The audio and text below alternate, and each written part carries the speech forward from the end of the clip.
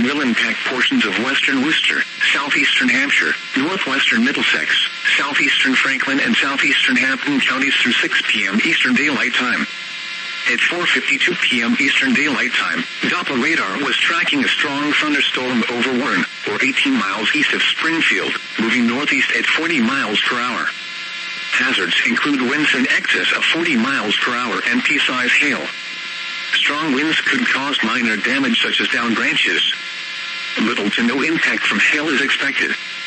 Locations impacted include Orange, Gardner, Southbridge, Charlton, Palmer, Spencer, Athol, Winchendon, Ware, Sturbridge, Monson, Templeton, Rutland, Westminster, Ashburnham, Barry, Warren, Paxton, North Brookfield, and Hubbardston. Get indoors when you hear thunder. Do not resume outdoor activities until at least 30 minutes after the storm has passed.